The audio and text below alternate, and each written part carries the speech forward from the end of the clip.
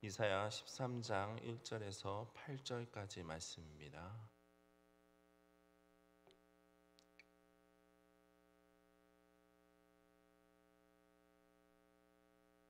한 절씩 교독하고 마지막 8절은 함께 합독하도록 하겠습니다.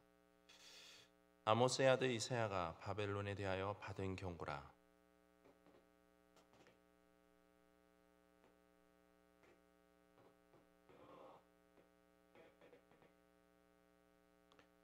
내가 거룩하게 구별한 자들에게 명령하고 나의 위엄을 기뻐하는 용사들을 불러 나의 노여움을 전하게 하였느니라.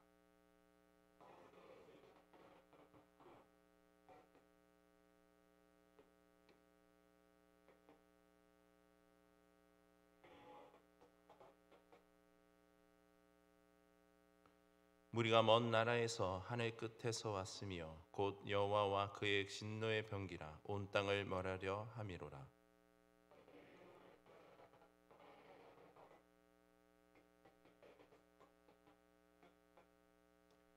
그러므로 모든 손에 힘이 풀리고 각 사람의 마음이 녹을 것이라. 그들이 놀라며 괴로움과 슬픔에 사로잡혀 해산이 임박한 여자같이 고통하며 서로 보고 놀라며 얼굴이 불꽃 같으리로다. 아멘. 잠시 기도하겠습니다. 하나님 감사합니다. 오늘 하루도 또 이른 새벽 또 하루를 시작함에 있어서 말씀과 기도로 주님 앞에 먼저 나아갑니다. 하나님, 우리의 이 온전한 믿음의 삶을 주님께서 받아주시고 무엇보다도 삶의 현장 속에서 우리가 살아가면서 부딪히는 여러 가지 많은 문제들 앞에 하나님 낙심하고 좌절하기보다는 주님의 말씀을 통해서 더욱더 믿음으로 굳건히 서 나아갈 수 있도록 하나님만 의지하며 어떤 어려움 속에서도 하나님이 주신 지혜로 말미암아 모든 것을 분별해서 하나님의 의를 드러내는 믿음의 삶을 살아갈 수 있도록 오늘 하루도 우리의 삶 가운데 평안히 거하여 주시옵소서. 감사드리며 예수님의 이름으로 기도드립니다. 아멘. 이제 이사야 선지자는 본장을 시작으로 남유다와 10개의 나라에 대한 그 심판의 예언을 하고 있습니다. 그 가운데 13장과 14장에서는 바벨론에 대한 1차 심판 예언을 다루고 있습니다. 먼저 이사야는 1절에서 아모스의 아들 이사야가 바벨론에 대하여 받은 경고라 예언하고 있습니다. 여기에 보면 바벨론에 대하여 받은 경고라고 본문은 예언하고 있습니다. 이는 바벨론에 대한 심판 그 예언이 단순히 이사야 선지자의 단독적인 예언의 말씀이 아니라 이미 예정되어 있던 바로 하나님께 받은 계시라는 사실을 본문은 밝히고 있다라는 겁니다. 그런 가운데 하나님께서는 5절까지의 말씀을 통해서 바벨론을 심판하기 위해 군대를 소집하시는데 구체적으로는 메대와 바사 군대를 소집하고 있음을 본문을 나타내고 있습니다. 그리고 6절에서 8절 말씀을 통해서는 여호와의 날이 가까웠으며 여호와의 심판으로 말미암아 바벨론 백성들이 겪게 될 상황이 무엇인지를 본문은 묘사하고 있습니다. 이러한 본문의 예언을 선포할 당시의 상황을 보면요, 당시 근동 지역은 아수르의 지배 아래에 있었고 바벨론은 지금의 페르시아만 인근에 위치한 아주 작은 약소국, 약한 나라에 불과했습니다. 그러나 이후에 바벨론은 아수르부터 더 많은 영토들을 차지하여 더 큰 강대한 나라로 성장하게 됩니다. 그런데 그러한 강성한 바벨론에 이사야가 죽고 100년이 지난 이후에야 근동의 패자가 되었다라는 것을 볼 때 모든 통치의 기반이 그 나라의 힘과 권력에 의해 다스려지고 세워지는 것이 아닌 바로 오직 하나님만이 인간의 역사를 주관하고 통치하시며 자신의 뜻대로 모든 일들을 이루어가고 계신 분이심을 본문은 밝히고 있습니다. 즉 하나님의 백성들은 물론이며 여러 이방 나라들 역시 하나님의 주권 아래에 있다는 것을 우리가 알 수가 있습니다. 당시 고대 근동 여러 나라들이 가지고 있던 나라와 민족의 그 힘의 지배 사상을 살펴보면요, 그 나라와 민족들마다 자신들을 보호하고 있는 바로 신들이 있다고 믿었다라는 겁니다. 그래서 그 나라와 민족을 지켜주는 신들의 힘과 능력에 따라서 그 나라가 얼마나 부강한지, 또한 약한지를 생각했다라는 겁니다. 또한 나라 간의 전쟁에서도 승리하느냐 패하느냐도 그 신의 힘과 능력에 따라 좌우된다라고 생각하고 있었습니다. 결국 어느 한 나라가 다른 나라를 정복하여 다스리며 통치한다는 것은 그 나라의 신의 힘과 능력이 다른 나라를 다스리는 것으로 이해하고 있다라는 겁니다. 그런 점에서 당시 이스라엘 민족을 놓고 본다면 이스라엘은 결코 강대한 나라라고 보기보다는 오히려 다른 나라의 압제와 공격을 받는 아주 약한 나라로 볼 수밖에 없다라는 겁니다.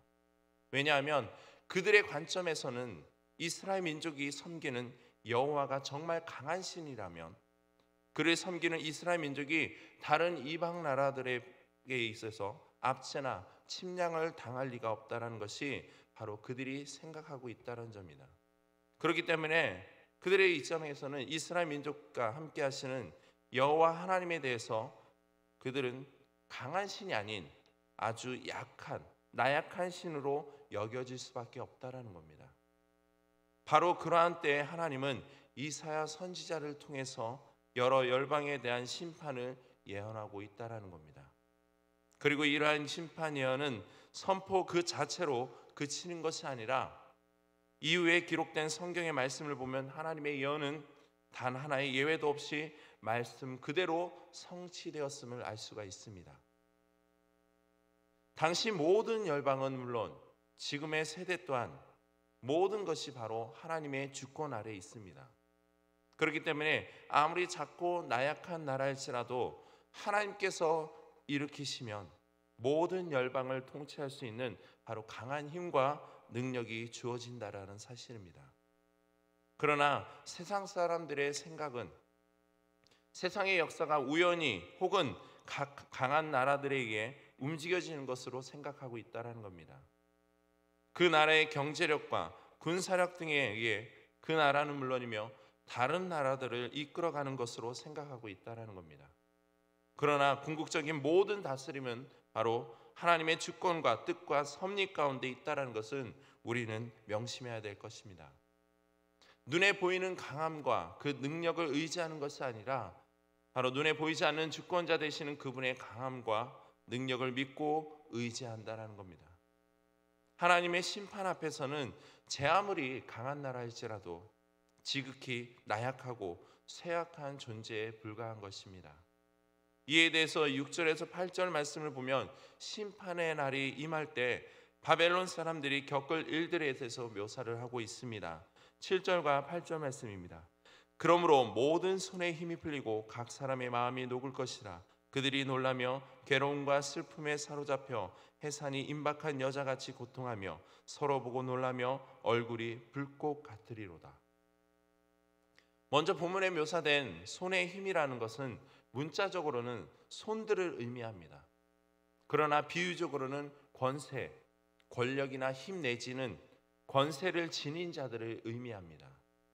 그러므로 모든 손에 힘이 풀린다라는 것은 하나님을 대적하여 스스로를 높이던 자들은 하나님의 심판으로 인해 두려움이 임하는 순간 그토록 자랑하던 자신들의 그 힘과 권력, 권세가 얼마나 부질없는 것이며 무력한 것을 보여주고 있다는 겁니다.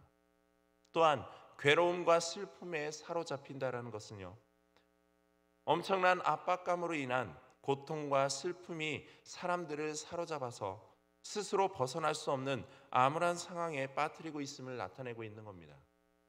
마지막으로 얼굴이 불꽃 같다라는 것은요, 서로 쳐다보며 놀라는 사람들의 얼굴이 불꽃처럼 달아오를 것이라는 의미로서 여기에는 두 가지 의미로 이야기될 수 있습니다. 첫째는 서로 간의 부끄러움을 당할 것이라는 의미이며 또 다른 하나는 극심한 고통으로 인하여 얼굴이 붉게 붉어질 것이라는 의미로 본다는 겁니다. 구약에서는 수치나 부끄러움, 고통이라는 개념은 죄와 죄에 대한 심판 그리고 그로 인한 결과를 나타낼 때로 사용된다는 겁니다. 그러므로 이를 중합해 볼 때 얼굴이 불꽃 같다라는 것은요, 바벨론이 결국 자신들의 죄로 인하여 하나님의 그 징계의 자리 그리고 징계로 인하여 극심한 수치와 부끄러움의 자리에 떨어질 것임을 표현하고 있다라는 겁니다. 이처럼 이사야 선지자는 여호와께서 임하실 때 바벨론이라는 그 민족이 겪을 일들에 대해서 묘사함으로 인해서 가장 강한 자, 가장 완고한 자, 가장 굳건한 자들로 여겨지는 그 바벨론, 그들이 가장 약하고 가장 초라하고 가장 비참한 자로 전락할 것임을 나타내고 있다는 겁니다. 무엇보다 중요한 사실은 하나님께서는 당시 바벨론이라는 강대국을 사용하여 교만하고 패역한 유다 민족을 심판하심으로 당신의 뜻과 계획은 물론 하나님의 강하신 능력을 드러내고 계신다는 겁니다. 그러므로 우리가 의지해야 할 대상은 세상의 힘과 능력이 아닌 오직 전능자 되신 하나님의 강한 능력만을 의지한다라는 겁니다. 그럴 때 성도의 삶은 평안과 형통의 삶을 살아갈 수 있다라는 겁니다. 하나님은 어제나 오늘이나 영원토록 변함이 없으시며 동일하시며 의로우신 분이십니다.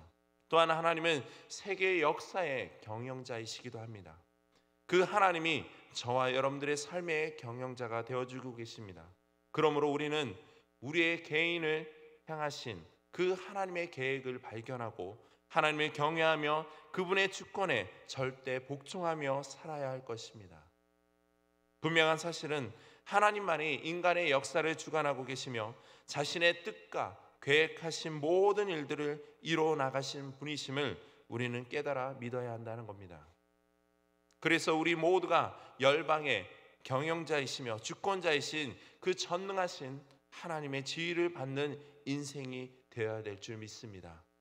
오늘 하루도 이러한 하나님의 전적을 의지하며 그분의 도움을 받아 하나님께 영광을 돌리며 지혜로운 삶의 모습을 살아가며 하나님이 주시는 축복의 은혜를 마음껏 누리며 감사하는 믿음의 삶이 되기를 주님의 이름으로 축복합니다. 이 시간 기도하실 때 말씀을 기억하시면서 내가 가지고 있는 힘과 그 능력을 의지하는 삶이 아니라 오직 나의 삶의 주권자이시며 경영자 되시는 그 하나님만을 의지하며 그분의 뜻과 계획을 드러내며 실천하는 믿음의 삶이 될 수 있도록 함께 기도하시고요. 계속해서 원로 목사님과 사모님의 영육간의 강건함을 위해 기도해 주시고 특별히 백오자 공사님의 병상 가운데 하나님의 긍휼의 은혜와 회복의 은혜가 함께 하셔서 하루빨리 심장의 기능이 정상적으로 돌아와 건강한 모습으로 다시 함께 할 수 있도록, 또한 곁에서 함께 하시는 강래목 집사님에게도 하나님의 평안과 위로의 은혜가 있도록 함께 기도해 주시기 바랍니다.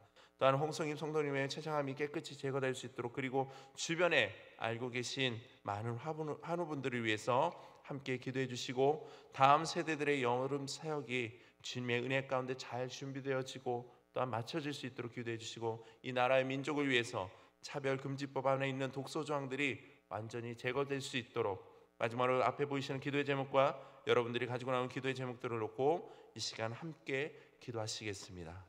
하나님,